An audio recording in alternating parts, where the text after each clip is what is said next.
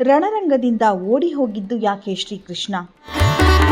ಶಸ್ತ್ರಾಸ್ತ್ರವಿಲ್ಲದೆಯೇ ಕಾಲಯವನನ ಸಂಹಾರ. ಯಾರಿವನು ಕಾಲಯವನ? ಇಲ್ಲಿದೆ ಆಸಕ್ತಿದಾಯಕ ಕೃಷ್ಣ ಕಥೆ. ತ್ರಿಗರ್ತ ರಾಜನಿಗೆ ವಿವಾಹ ಯೋಗ್ಯಳಾದ ಮಗಳಿದ್ದಳು. ಇವಳಿಗೆ ಮದುವೆ ಮಾಡಲು ರಾಜ ನಿರ್ಧರಿಸಿದ್ದ. ಈ ವೇಳೆ ವರರ ಪಟ್ಟಿಯನ್ನು ಸಿದ್ಧಪಡಿಸಿದಾಗ ಅದರಲ್ಲಿ ಸಾತ್ವಿಕರಾದ ಋಷಿ ಗರ್ಗಾಚಾರ್ಯರ ಹೆಸರು ಪ್ರಸ್ತಾಪ ಆಗಿತ್ತು. ಈ ವಿವಾಹದ ಸಿದ್ಧತೆಯ ವೇಳೆ ತ್ರಿಗರ್ತ ರಾಜನ ಪುತ್ರ ಗರ್ಗಾಚಾರ್ಯರ ಪುರುಷತ್ವವನ್ನು ಪರೀಕ್ಷೆ ಮಾಡಬೇಕೆಂದು ಹೊರಟ. ಇದಕ್ಕಾಗಿ ಈತ ನಾನಾ ಪ್ರಯತ್ನ ಮಾಡಿದ್ದ. ಆದರೆ ಎಂತಹ ಸನ್ನಿವೇಶದಲ್ಲೂ ಇವರ ಮನಸ್ಸು ವಿಕಾರಗೊಳ್ಳಲಿಲ್ಲ. ಹೀಗಾಗಿ ಕೊನೆಗೆ ಈತ ಗರ್ಗಾಚಾರ್ಯರಿಗೆ ಪುರುಷತ್ವವೇ ಇಲ್ಲ ಎಂದು ತುಂಬಿದ ಸಭೆಯಲ್ಲಿ ಹೇಳಿದ. ಇದನ್ನು ಕೇಳಿ ಅಲ್ಲಿದ್ದವರು ನಕ್ಕಿದ್ದರು. ಇದನ್ನು ನೋಡಿ ಗರ್ಗಾಚಾರ್ಯರಿಗೆ ಅಪಮಾನವಾದಂತಾಯಿತು. ಇದರಿಂದ ಸಾತ್ವಿಕರಾಗಿದ್ದ ಗರ್ಗಾಚಾರ್ಯರು ಕ್ರೋಧಗೊಂಡರು. ಶ್ರೀಕೃಷ್ಣನ ಬಲ ಇದೆ ಎಂಬ ಧೈರ್ಯದಿಂದ ಇವರು ಈ ರೀತಿ ವರ್ತಿಸುತ್ತಿದ್ದಾರೆ ಎಂದು ಅಂದುಕೊಂಡ ಗರ್ಗಾಚಾರ್ಯರು ತಾನು ಕೃಷ್ಣನನ್ನೇ ಸಂಹಾರ ಮಾಡುವ ಪುತ್ರನನ್ನು ಪಡೆದು ಸೇಡು ತೀರಿಸಿಕೊಳ್ಳುತ್ತೇನೆ ಎಂದು ಹಠತೊಟ್ಟರು. ಹೀಗಾಗಿ ಇವರು ಶಿವದೇವರನ್ನು ಕುರಿತು ಕಠಿಣ ತಪಸ್ಸನ್ನು ಮಾಡಿದರು. ಗರ್ಗಾಚಾರ್ಯರ ತಪಸ್ಸಿನ ವಿಷಯ ಯವನರಾಜನಿಗೆ ಗೊತ್ತಾಯಿತು. ಯವನರಾಜನಿಗೆ ಗಂಡು ಮಕ್ಕಳು ಇರಲಿಲ್ಲ.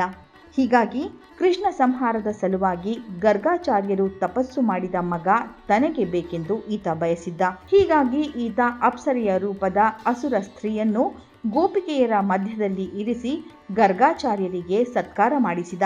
ಎಲ್ಲರಿಗಿಂತ ಉತ್ತಮವಾಗಿ ಸತ್ಕಾರ ಮಾಡಿದ ಈ ಅಪ್ಸರೆ ರೂಪದ ಅಸುರ ಸ್ತ್ರೀಯ ಮೋಹಕ್ಕೊಳಗಾದ ಗರ್ಗಾಚಾರ್ಯರು ಆಕೆಗೆ ವೀರ್ಯದಾನ ಮಾಡಿ ಒಬ್ಬ ಮಗನನ್ನು ಪಡೆದರು. ಅವನೇ ಕಾಲಯವನ.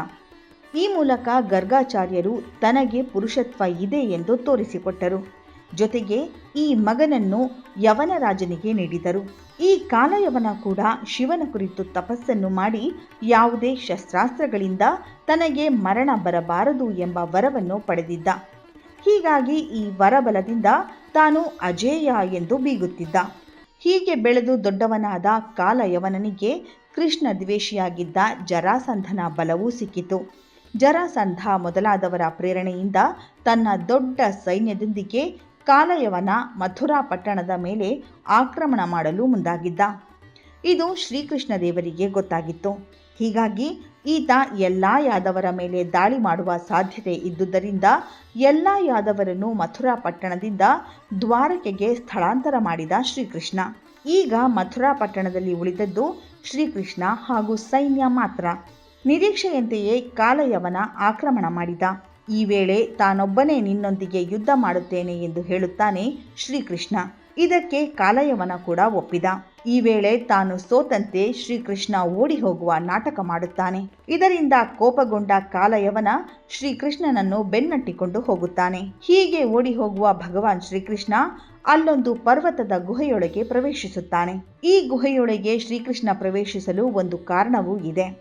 ಈ ಗುಹೆಯಲ್ಲಿ ಅದೆಷ್ಟೋ ವರ್ಷಗಳಿಂದ ಮುಚುಕುಂದ ಮಹಾರಾಜ ನಿದ್ದೆ ಮಾಡುತ್ತಿದ್ದ. ಈ ಮುಚುಕುಂದ ಒಮ್ಮೆ ದೇವ ದಾನವರ ಯುದ್ಧದ ಸಮಯದಲ್ಲಿ ದೇವತೆಗಳಿಗೆ ಸಹಾಯ ಮಾಡಿದ್ದ. ಅದೆಷ್ಟೋ ದಿನಗಳ ತನಕ ಅಸುರರೊಂದಿಗೆ ಹೋರಾಡಿ ದೇವತೆಗಳಿಗೆ ಜಯ ಸಿಗುವಂತೆ ಈತ ಮಾಡಿದ್ದ. ಇದರಿಂದ ದೇವತೆಗಳು ಪ್ರಸನ್ನರಾಗಿದ್ದರು. ಜೊತೆಗೆ ದೇವತೆಗಳು ಏನು ವರಬೇಕು ಎಂದು ಕೇಳಿದಾಗ ಈತ ನನಗೆ ವಿಶ್ರಾಂತಿ ಬೇಕು, ಹೀಗಾಗಿ ನಾನು ಗಾಢವಾಗಿ ನಿದ್ರಿಸಬೇಕು ಎಂದು ಕೇಳಿದ್ದ. ಇದಕ್ಕೆ ಒಪ್ಪಿದ ದೇವತೆಗಳು ನಿನ್ನ ನಿದ್ದೆಗೆ ಯಾರು ಭಂಗ ತರುತ್ತಾರೋ ಅವರು ನಿನ್ನ ಕಣ್ಣ ಬೆಂಕಿಯಿಂದ ಸುಟ್ಟು ಹೋಗುತ್ತಾರೆ ಎಂದು ಅಭಯ ನೀಡಿದ್ದರು. ಮುಚುಕುಂದನ ಈ ವರದ ಬಲವನ್ನು ಶ್ರೀಕೃಷ್ಣ ಅರಿತಿದ್ದ. ಹೀಗಾಗಿ ಗುಹೆಯೊಳಗೆ ಪ್ರವೇಶಿಸಿದ ಶ್ರೀಕೃಷ್ಣ ತನ್ನ ವಸ್ತ್ರವನ್ನು ಮಲಗಿದ್ದ ಮುಚುಕುಂದನ ಮೇಲೆ ಹಾಸಿ ತಾನು ಗುಹೆಯ ಕತ್ತಲ ಮರೆಯಲ್ಲಿ ಅಡಗಿ ಕುಳಿತ. ಇತ್ತ ಶ್ರೀಕೃಷ್ಣನನ್ನು ಬೆನ್ನಟ್ಟಿಕೊಂಡು ಬಂದ ಕಾಲಯವನ ಮಲಗಿದ್ದವನು ಶ್ರೀಕೃಷ್ಣನೇ ಎಂದು ತಿಳಿದು ಕಾಲಿನಿಂದ ಬಲವಾಗಿ ಒದ್ದ. ಇದರಿಂದ ಮುಚುಕುಂದನಿಗೆ ಎಚ್ಚರವಾಗಿ ಆತ ಕಣ್ಣು ಬಿಟ್ಟ. ಈ ವೇಳೆ ಅವನ ಕಣ್ಣಿನಿಂದ ಹಾರಿದ ಕಿಡಿ ಬೆಂಕಿಯಾಗಿ ಕಾಲಯವನನ್ನು ಕ್ಷಣಾರ್ಧದಲ್ಲಿ ಸುಟ್ಟು ಭಸ್ಮ ಮಾಡಿತ್ತು. ಹೀಗೆ ಯಾವುದೇ ಶಸ್ತ್ರಾಸ್ತ್ರವಿಲ್ಲದೆ ಅವನ ಮೈಯನ್ನು ಮುಟ್ಟದೆ ಮುಚುಕುಂದ ಪಡೆದ ವರದ ಬಲದಿಂದ ಶ್ರೀಕೃಷ್ಣ ಕಾಲಯವನನ ಸಂಹಾರ ಮಾಡಿದ್ದ.